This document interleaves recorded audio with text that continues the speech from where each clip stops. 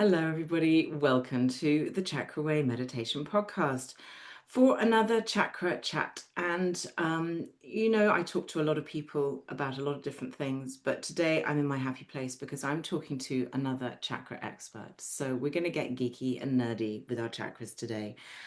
I'm talking to Catia Batalha, who is a psychotherapist, a yoga philosophy teacher, an author, holistic coach. And the thing that I'm most excited to discover about Katia is that in her degree, when she was doing her, I imagine it's the psychotherapy training, her dissertation was on the chakras Mm. and on how the chakras relate to our emotions and how we can use yoga to use to vitalize our God, have I just made up a word to vitalize our chakra system?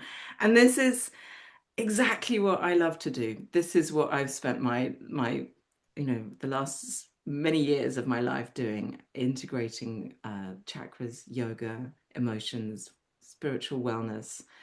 So we are singing from the same hymn sheet, and I am so happy to meet you. Thank you for joining me today, Katia.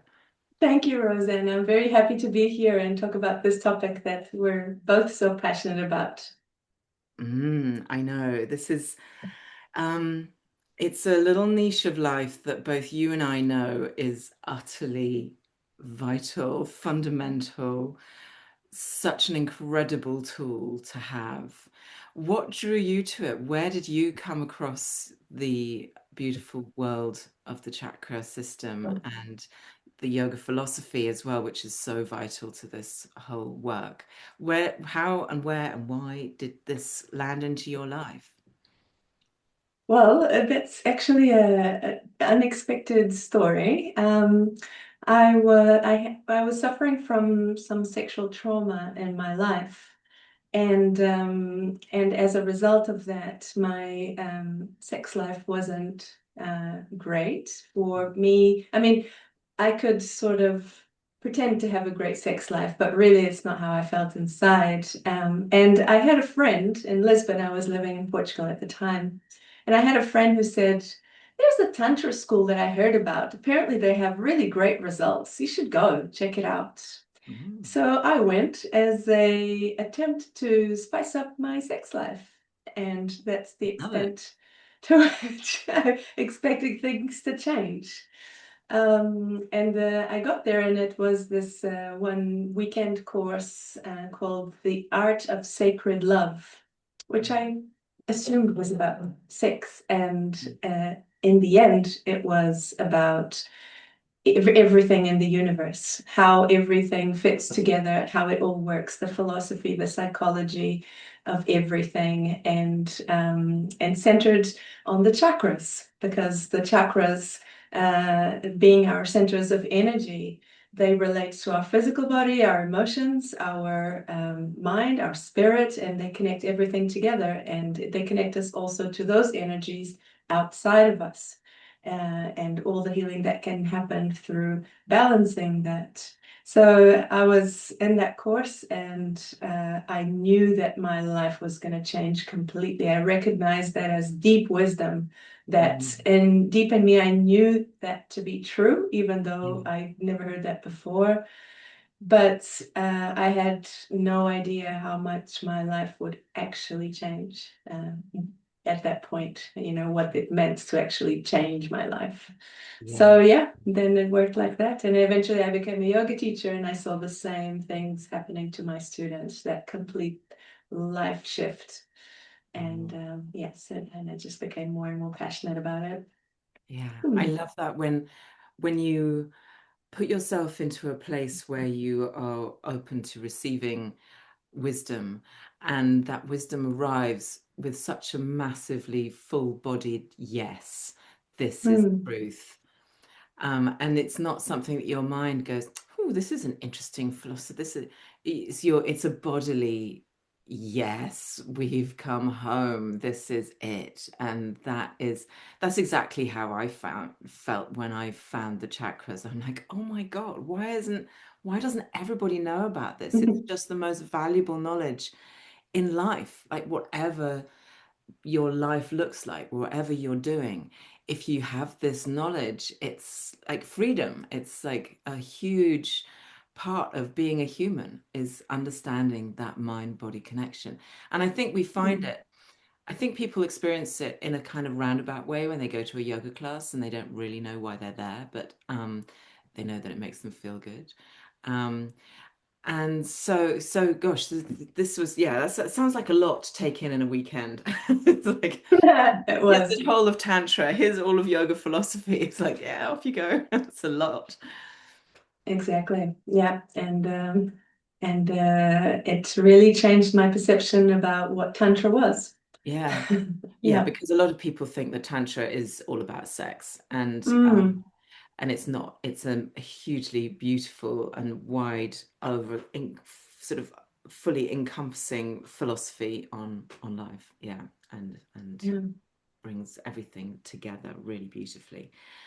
And so the training that you then did, you did a yoga teacher training, and Mm. then you did your psychotherapy training, or was it? Yes.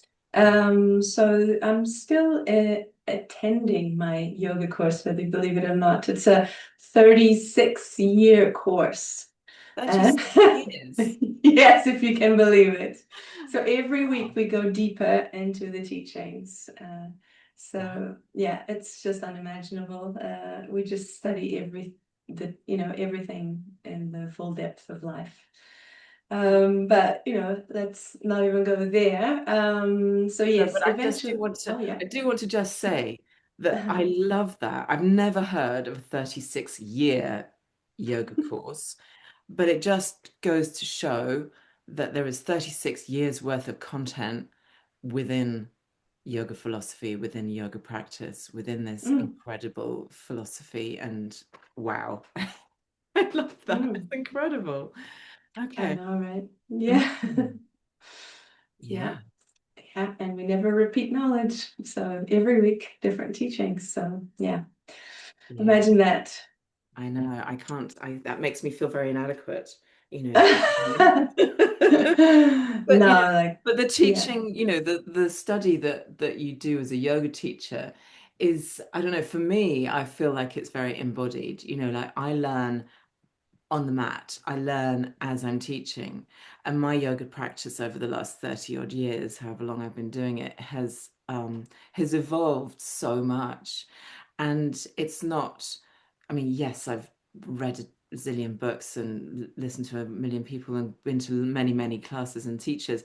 But what I find the greatest teacher is my own practice and my own Mm, and being in the classroom with people. That's always my biggest teacher, if you like, that's informed how I teach, mm, and what I teach. And the people in the room very much dictate, how deep you can go on a philosophical level, on a just drip, drip, drip, feeding these little gems mm, into, and some people are really open to it, and others you just like, I need to just go very gently, just one tiny little idea. And if that lands, mm. wonderful, let that settle for a bit. So, yeah. Yeah, it's interesting that you should mention that because the way that my school describes Tantra is as a science. And that is because you don't need to believe in anything to get the results. And this works really well for me because I'm a total skeptic, and I don't really believe in anything that I haven't witnessed myself. Yeah. So it's not like kind of prayer that you have to kind of hope for the best and believe that something good will happen. It's like with yoga, with Tantra, and the way that I study it, classical yoga, you do the practices and the practices are meant to have a specific result and you get the result. So that's what got me so convinced that this is actually true. It's provable, it's repeatable, it's a science. And yeah, you don't need 36 years of yoga to realize that. Even after my first year of yoga, that we went through the study of the chakras one by one. It's actually, this is this is actually or also the story of my book that I've published recently called Echoes of the Timeless. We go through each chakra in depth. It's fiction, like it's a story. But each chakra we study and we do those practices that are meant to have this very specific result, like to improve your social skills, or like something very specific that you can prove that it worked or it hasn't worked, or heal a certain organ, or and I just saw the results. Like they said it was going to happen. I did the practices without really believing it was going to happen, but keeping an open mind, and then it did happen. And this is Yeah. what got me so passionate about it. Yeah. And I wanted to make this my life. Like you, I was like, I want to tell everyone about this. Yeah. This is incredible. But um, I guess yoga, first of all, it's hard to make a living out of yoga. Mm. And then it's when people are really suffering or at a point in their lives that they really need change, they aren't necessarily looking for a yoga teacher. Mm. And often what they're looking for is a therapist that can Yeah. help them through that. And hence, becoming a psychotherapist. I was in a totally different and random course before, and career before, and I finally gathered the courage at some point to change and become a therapist, so that I can now share this wisdom to people who are actually looking for a change in their lives. Yeah, Yeah. Yeah. and as you said, you were going to say something. No, no, go ahead. Go ahead. And as you said, in that dissertation that I've done for in the psychotherapy degree, I actually went and I needed to research this chakra business, because I wanted to know what other yoga traditions were saying about it. I needed to know if all yoga traditions saw the chakras in the same way than mine, or that they related to the same organs, or related to the same emotions, or did the same postures to balance those chakras and those organs and those emotions, or if each tradition was saying different things. And that's what got me curious to investigate and to do research, and come to the conclusions that I eventually came to through that research. And so what did you find? I mean, let's take, for example, what you mentioned at the beginning, which was your personal healing, which was around a sexual trauma. So for Mhm. me, I'm thinking, sitting here in my orange room in my orange jumper, that you went to the sacral chakra to heal that, or were you in the root chakra? I'm really interested to and what did you find when you went to all the different yogic sort of teachings, methods, philosophies, schools, I suppose? Did you find that they were all on the same page, or did you find some differences? Because I find it quite interesting. I have a fairly, I have my view about where things lie in the endocrine system and the emotional system and all of the rest of it. Mm. But other people sometimes have slightly different views. So what did you find when you went searching throughout all of the different yogic schools? Hmm. So what I found was that so I was focusing my research on well, do they agree on what chakras we have? So yes, then of course they agree. Yeah. And do they agree on what emotions relate to each chakra? And do Mhm. they agree on what postures balance each chakra? Okay. Because if they all agreed on that, then I could very clearly say, okay, if you do this set of postures, you will be balancing the first chakra, and Yeah. therefore healing, your feeling of unsafety in the world, or your kidney problems. You would be able to make these kind of links. So what I concluded after my research was that yes, the traditions agree on what emotions relate to each chakra. So that's across the board. But what I found was that they weren't really agreeing on the postures that balance each chakra, which is a problem because you really need the postures to make all of this work, right? Yeah. But when I went a little bit more in depth, what I found was there were patterns in what or in what each tradition believed to be the postures for that chakra. So, for example, for Muladhara, the root chakra, not everyone agreed that the forward bend was the posture, the posture to improve and activate and balance that chakra. But they all agreed that the postures had in common the elongation or the compression of the sacrum, you know. So the postures were not the same, like they weren't the exact same postures, but they shared this pattern. And that's what I found in my research was what are the patterns for the postures that heal each chakra? And then yes, I could see agreement amongst all traditions. Does that make sense? Yes, yes, yes, yes, it does. Absolutely. So Yeah. that's a very interesting, that's a really interesting finding because, very classical, there's a very traditional classical way of thinking about it, which is, for the root chakra, it's strength and grounding, and so standing poses. But that's strength building, that's just one aspect of it, right? But actually, if you're looking at the root, which is like the base of the spine, we want movement in the base of the spine. So how are you going to do that without moving? Yeah, so that makes sense. And then did it go up? So, for example, with the heart and the throat chakras, did they agree that it was an opening and a closing of those spaces as well? So yes, should I go through the chakras and Yeah, say for each please, please, one? please, please Okay. do. Yes. Okay, so let's go now for the second chakra. It was about elongation and compression of the pelvis. So, Yeah. this is kind of the location of the chakras as well. Yeah. I didn't come to this until the end of my research. And like, of course, this makes sense. But yeah, I had to get there through the research. Mm. And also hip stretches. Yeah. So you see, this is a bit on the side, but they also have that in common. Yeah. And for the third chakra, Manipura, the postures were again two types of patterns.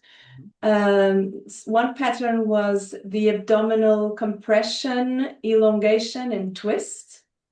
And Yeah. another pattern was endurance. So endurance postures also activate Manipura. Yeah. Okay. Then we've got Anahata, so that's the heart chakra. Mhm. And yes, as you say, that was the elongation and the compression of the chest. But let me just say that it isn't about movement. It isn't about now kind of elongating and compressing the chest over and over again. Even in my school, we don't really do movement like that. It's very rare. Only in specific practices would we do movement. What we would consider is that each posture is in itself a portal to a specific state of consciousness and to an activation of a particular chakra. So if you do a posture for an Anahata, say, for example, cobra posture, that's the really activating for that chakra.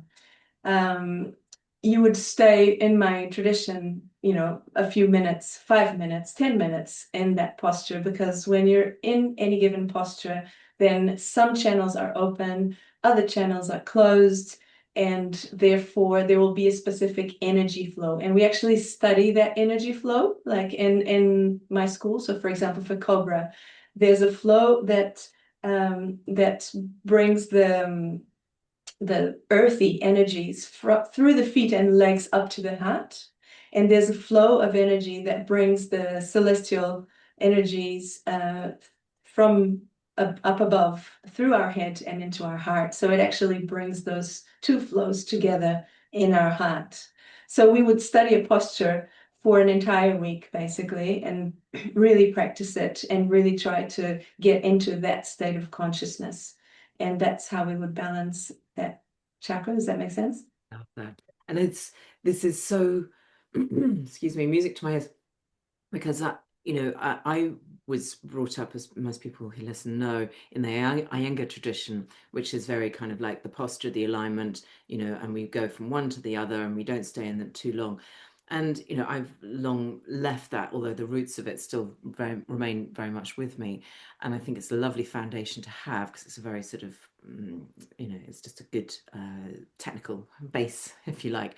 But as I get older and as I practice more, I'm finding and understanding that holding the poses, being gentle in the poses, actually really giving yourself time to feel the pose and to be in the pose and to allow the energy to flow. But also, from a physical point of view, your fascia doesn't start to move until you've been stretching it for like 90 seconds or something. So you need to stay in these poses. I think um, it's that's the challenge. Actually, then it becomes the challenge of your yoga pose, because everyone can just kind of do a cobra for like 5 seconds, but to hold a cobra for like 3 minutes, let's say, is quite a big challenge for most people who just come casually to a yoga class on a weekly basis or something. So building up to that, I think, is really important. But that knowledge that the pose itself has this flow of energy is something that I think a lot of yoga students don't understand. They just kind of,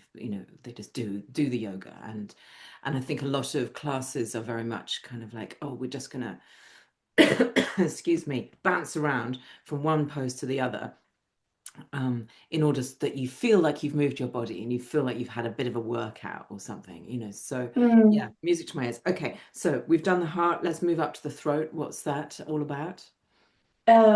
Yes, and can I just say on that topic, uh, it from my school's perspective, you wouldn't really do a posture and then move on to the next posture 3 seconds later. That Mm, would be like meditating for 3 seconds. You might as well not do anything, mm, because you've just opened some channels and closed others, but the energy is not really flowing yet. You need to give it time. Otherwise, the posture it's just exercise. You're not really taking advantage of everything, all the healing and the shift in consciousness or any of that. mm. Anyway, Okay. uh, All right. so yes, back to Vishuddha, the throat chakra. So that's pretty straightforward. It's about the compression or elongation of the neck. Yeah. Hmm. So like upwards or downwards. Could also be sideways. Yeah.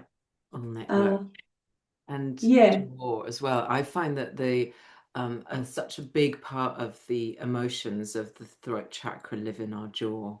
So yeah, I love to do a lot of jaw work, getting people to do, well, lion's breath, I guess, and just opening. But Mm, an awareness, having just an awareness of what you're holding in your jaw is, mm, yeah, is key to this particular chakra. Yeah.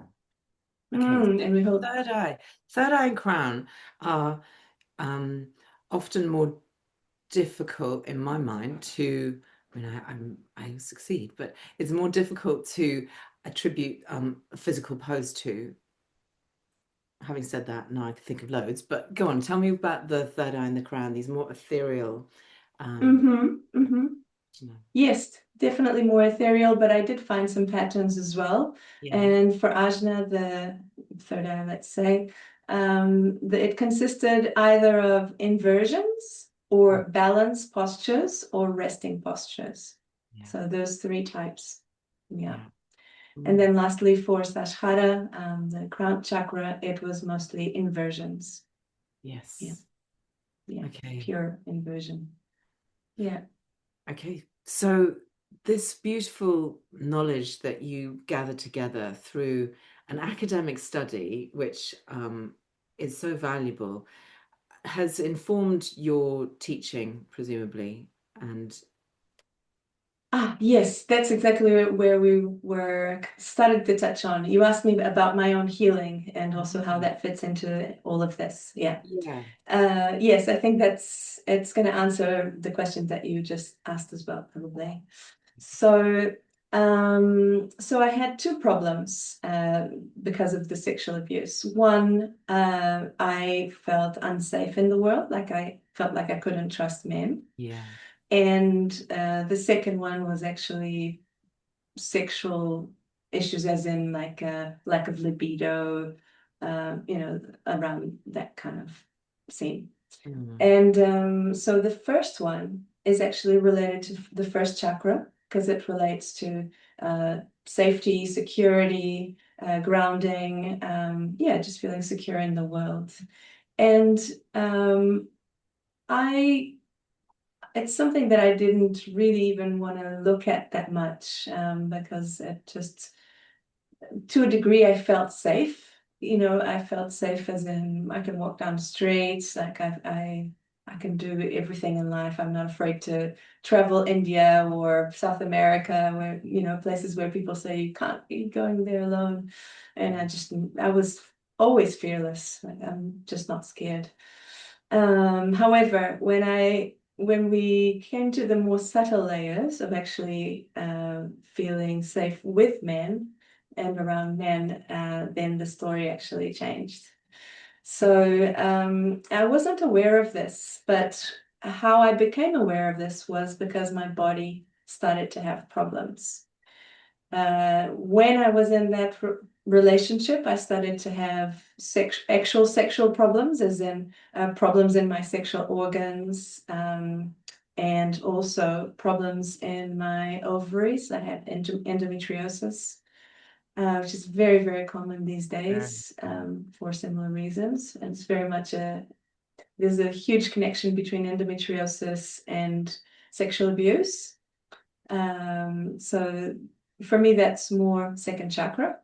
Yeah. But there's also a connection between just a feeling of safety or unsafety with men. And for me, that's because I wasn't good at boundaries. I wasn't taught that I could set boundaries or what they were, and I wasn't taught that I wasn't responsible for pleasing my partner, you know, and that I could say no if that's not what I wanted, and all these things that probably kids are taught from a very young age these days, hopefully. Let's hope so. Let's pray and hope that they are, because like you, I was not taught any of those things as well. Mm.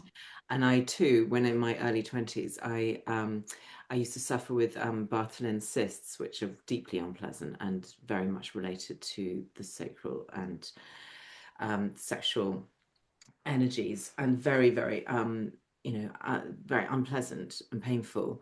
And yes, I was not boundaried in any way, shape, or form, did not have any understanding, and just, yeah. So I completely, I experienced exactly the same, but way Mm. long, long time ago, just at the beginning of my sexual life, I suppose, Mm. um, that began to appear. And I didn't at the time know. Now, with hindsight, I can look back and I go, yeah, because I was treated badly, because X, Y, and Z, and I won't get into the details of my experiences, but I can now look back on it and go, yes, those experiences led to this situation.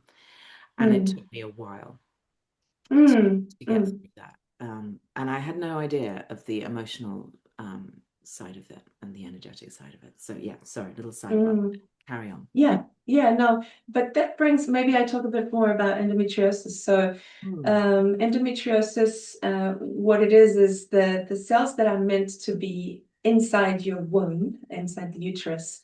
Uh, the uterus is a yin organ, like it's a receptive organ. You know, females are, you know, genitally receptive. Like we have a hole. You know, we don't have something to put aside. So ideally, our flow is inwards. We welcome, we receive. But if we feel unsafe, then we can change our own flow, and that flow becomes yang. It becomes outward, and it actually, even the cells that should be inside the womb start to get out of the womb, because we kick out, we instead of welcoming, we kick out, because we don't want that thing there, you know, and we don't want that man there or whatever it is, like we don't want to be vulnerable, and hold Mm. things in. We just want to kick out, and then those cells go and attach to the outside of our womb or our ovaries or anywhere, and they create very extremely painful menstruations or cysts or whatever it is. So endometriosis is very much related to this pattern of sexual abuse, and changing our own flow so that it becomes yang, and emissive, and repels instead of welcoming. That makes a lot of sense. That does make a lot of, Mm. and And I I, had, yeah, yeah, go on. and I had surgery for endometriosis. And when I had surgery, the doctor told me, okay, the surgery doesn't really fix the problem. It just removed the current cyst. And now you have to take these hormones. I'm like, okay, so for how long should I take the hormones? Oh, you have to take them for the rest of your life. I'm like, the rest of my life, you think I'm going to take hormones for the rest of my life rather than healing myself? Yes, you must take it, otherwise, um, that this will just continue to happen, and Wow. there's no cure for this. And at one point, I had a 3 centimeter cyst on my right ovary. And I never even bought the medication that I was prescribed, and I decided, no, I am going to heal from this, because that's how yoga is. It's empowering, and I know what it's about. I know what chakra it relates to, and I'm going to heal myself. Mm. And not it took a process. I went through a process of understanding all these things, and all the realizations and shifts. But it has been the cyst, first of all, disappeared. So it was a 3 centimeter cyst. It somehow disappeared, and I've never had it since. And my menstruations are not really painful anymore. Wow. Well done.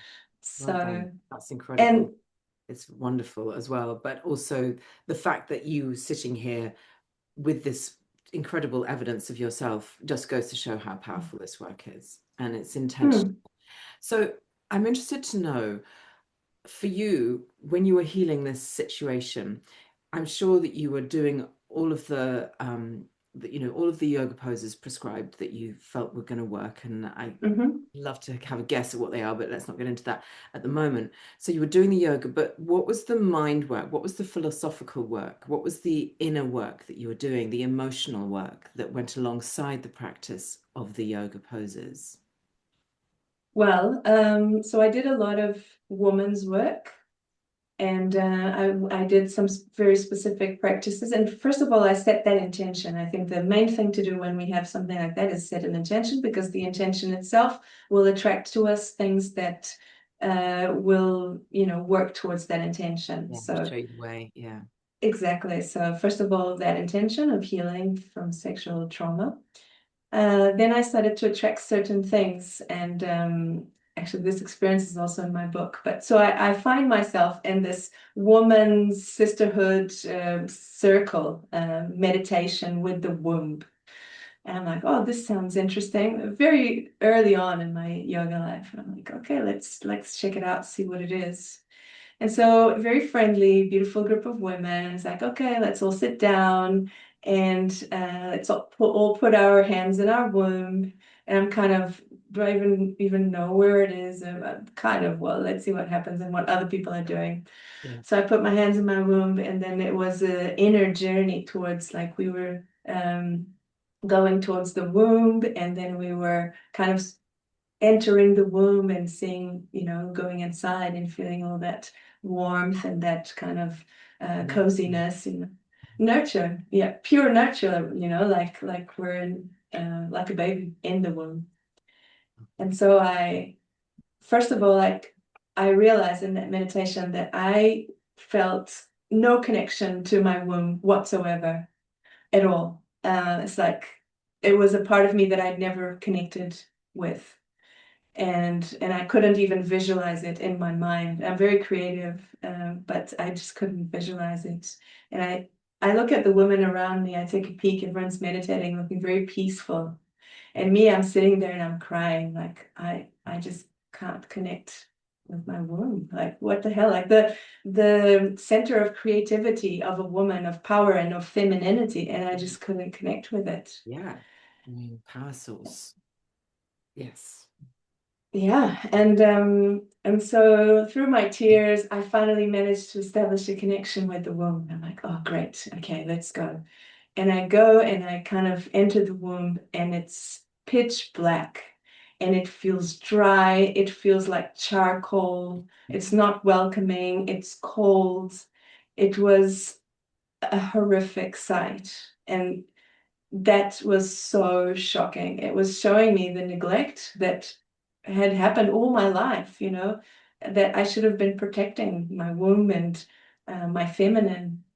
And instead, I was just completely neglecting it and betraying it and giving it away for the sake of breadcrumbs of love and, pleasing others. And that was the result, a cold charcoal womb.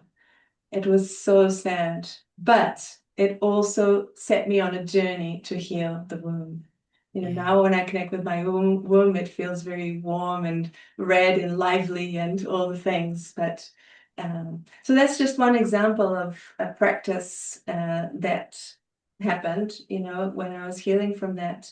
But also it set me on a course of understanding what beliefs I had that were around the betrayal of myself and around pleasing others and feeling like I owe men, and so all the conditioning basically. Yeah. Yeah. And Yeah. that's where the psychotherapy comes in, is that sort of going back and unpicking where the beliefs, where they came from, when they arrived, how they affected you in that moment, and how they've kind of become entrenched. And this is the part of your work that I love, is because I know I saw on your website you call yourself a spiritual coach. You're a psychotherapist and a yoga philosophy teacher, obviously, but that's so when you come into the psychotherapy space, when you're seeing clients as a psychotherapist, I mean, I'm presuming that they know what flavor of psychotherapist you are Mm. before Yes. they come in. So how, because this is the part of the work that I find really fascinating. I teach people, I lead people through the chakra system.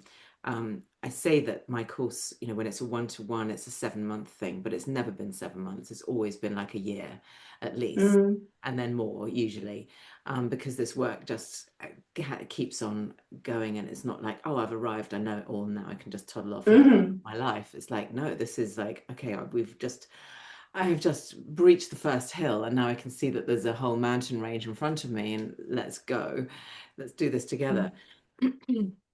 So when you're and when I'm with somebody like that, and we're obviously we're working our way through the chakras, we're doing the yoga and the breathing and the meditation and all of the good stuff, it then always comes back to conversation, and the conversation around their patterns and their what's been going on for them in their lives, and that's the bit that I find really fascinating and actually really healing.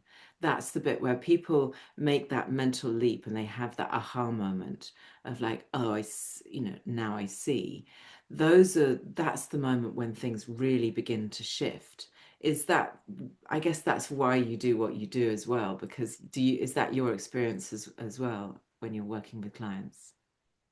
Yeah, for sure. And I find that we can just tackle the work from all the angles, right? If we know all this.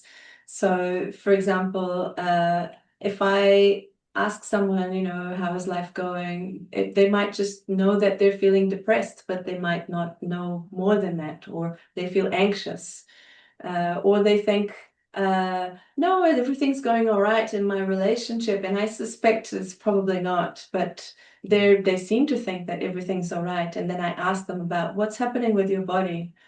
Oh no, it's all good. Okay, how's your menstruation?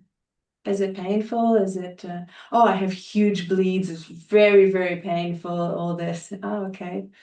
How's your immune system? Because this was part of my healing as well. I had a chronic autoimmune horrific disease that also was said to have no cure, and the specialists in the world were having conferences about it and are still having conferences about it because nothing really works for this disease. And the immune system is it's the protector of our body, and when we think about physical things, but also emotional things. So if we find that the world is an unsafe place emotionally, then we're going to have weird stuff happening with our immune system. And that's what was happening with me. And so yeah, I ask people, oh no, I always have like allergies, or I have this, or I have eczema, or I have hives, and so their body is telling me what's happening with them. And sometimes it's the opposite. Sometimes they're taking on too many responsibilities, and that kind of pattern. And I asked them, yeah, how's your body going? Oh, my body's doing great. Okay, so what about tension in your shoulders? I always have tension in my shoulders. Yes, yes. So people just normalize all the things that Yeah, are happening in their body instead of taking that as indicators of something that's not right in their psyche. Because my opinion is still that nothing should be wrong with our bodies. They should function absolutely perfectly. And if they're not, they're trying to tell us something, and they're actually really, really wise.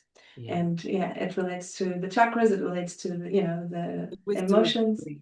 Yeah, the wisdom Yeah. of the body, the body holds all of the wisdom. Like we, and I say this so many times, and everyone's very bored of me saying it, but we have Mm, this idea that our brains, our brilliant mind has all the answers. No, the body has mm, all the answers. Not only mm, does it have the messages to tell you what's going on, it also holds the wisdom to heal that and to release that. mm, And and this way, recently I've been, well, recently over the last year or two, I've been doubling down on my study of the minor chakras, because I find that that's giving mm, really fine detail on where people's energies are. So, if somebody has like an imbalance, and they may not have a painful right knee, or but I can see, I can read that there's an imbalance in the right knee chakra. Sounds really unglamorous mm, when you say yeah, a slight imbalance in your right knee, but the meaning behind that is so significant, because it's like, well, how are you stepping forward in your life? Like there's an imbalance around how you're beginning to step forward in your life. So let's look at that. What is going on for you in your next steps? Um, and you will always find that if someone has a pain in their right knee, or an imbalance in their right knee, it's because they've come to a crossroads in their life and they're like, I don't know what to do next. And from mm, there, when you realize, but so even down to these kind of fine details of the body has so much wisdom, and the chakras are like, I like to call them like a secret map.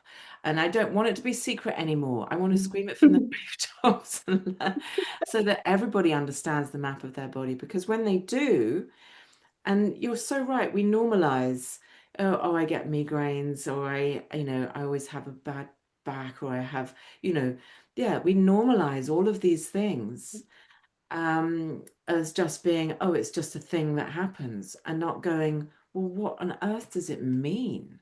Like, what is your body trying to tell you?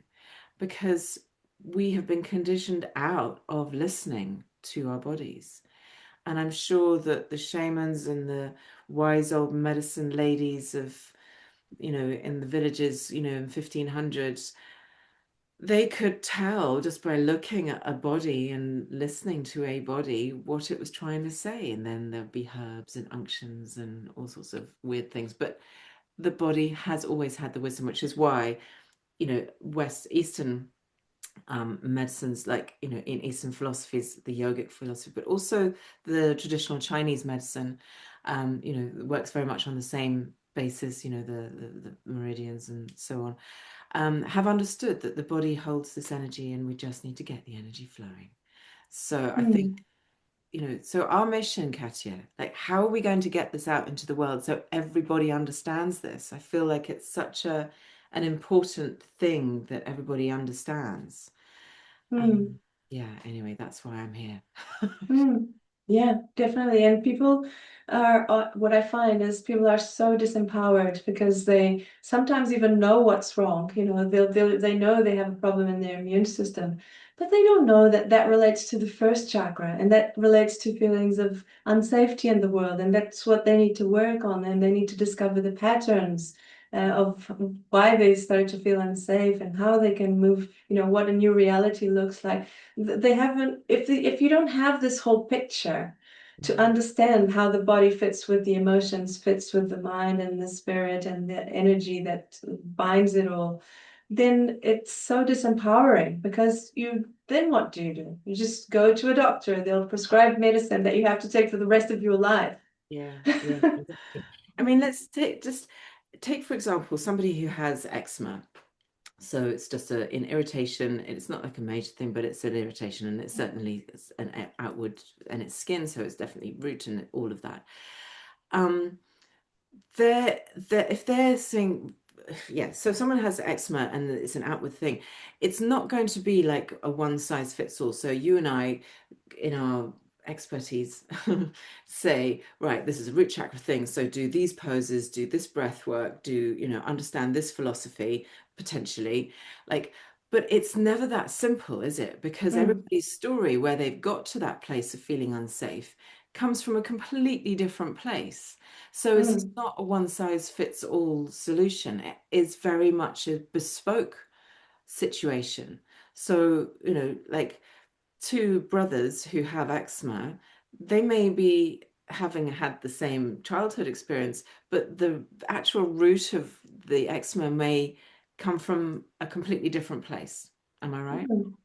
Yes, totally, totally. And there's more factors than the ones that we've mentioned. And Cool. it's good that you mentioned eczema specifically because as part of my journey of my own healing of autoimmune condition and things like that, I actually did my internship in Auckland Hospital in the immune autoimmune disease department, kind of Yeah.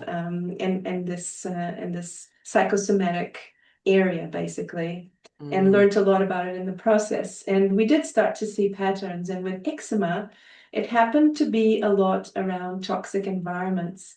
So, for example, if there's poison in the air, of course, your skin is going to get all, messed up.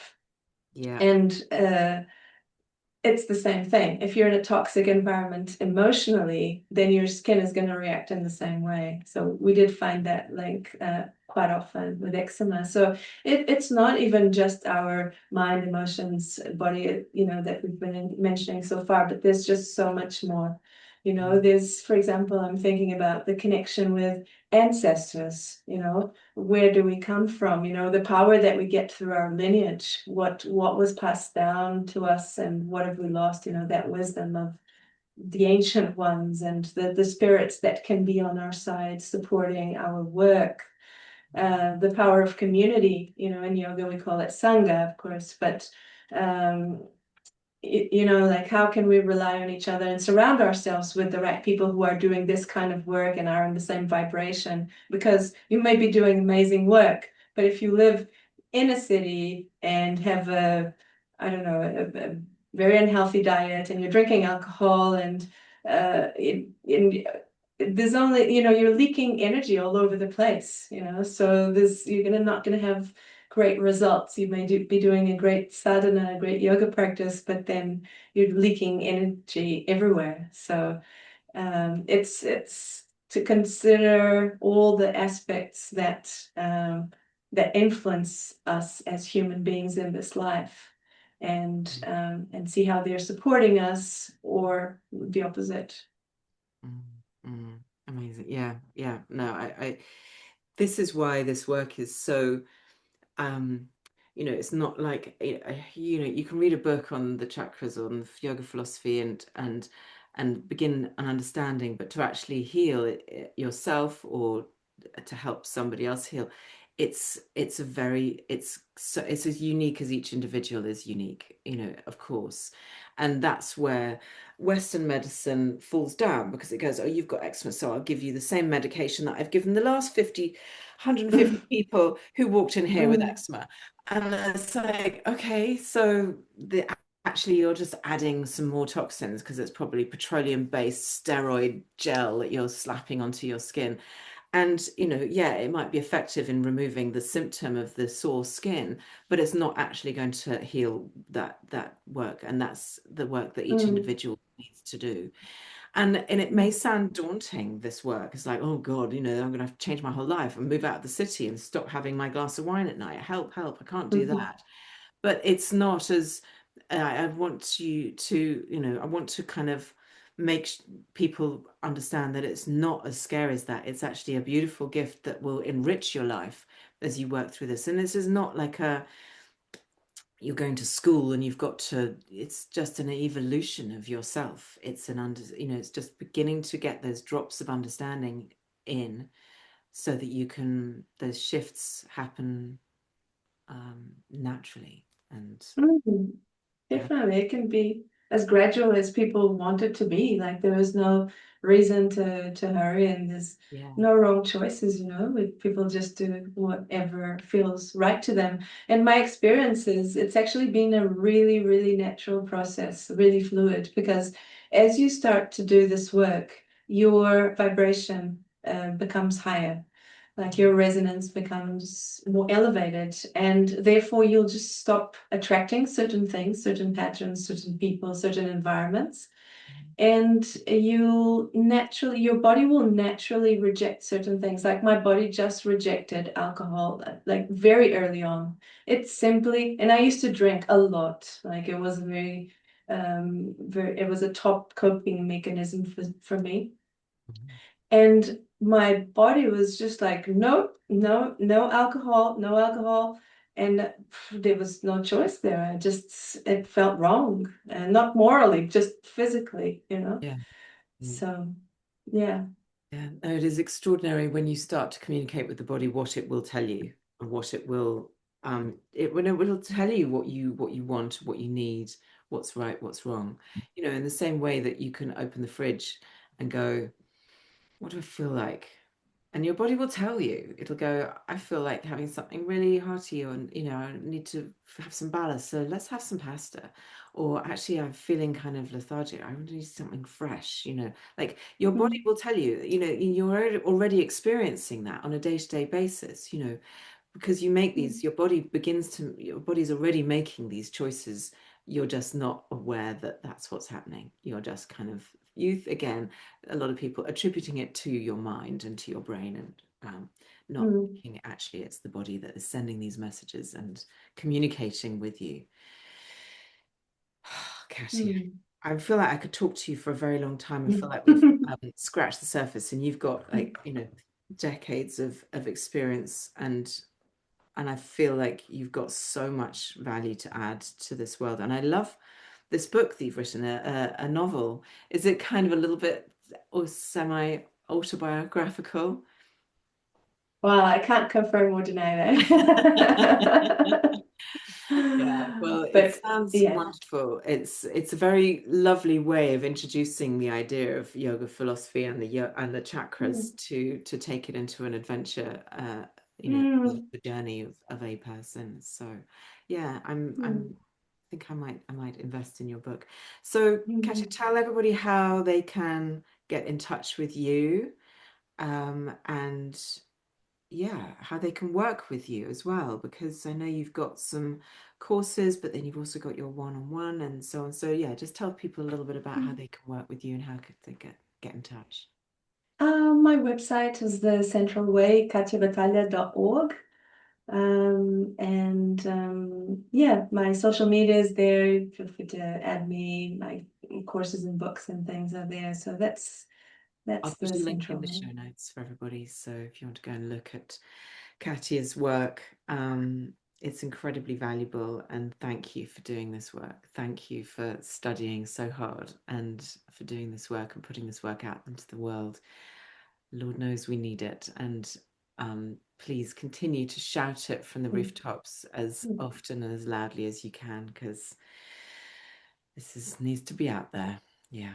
So, Thank you, Roseanne. It's been a beautiful, I had a beautiful time here today, and yeah, and I love that you're sharing that with the world so passionately, and uh, reaching the hearts and minds of people who are needing to hear these things. So yeah, I hope everyone out there continues to follow their intuition, follow their inspiration, follow their heart, and tune in and listen, because yeah, the answers are there.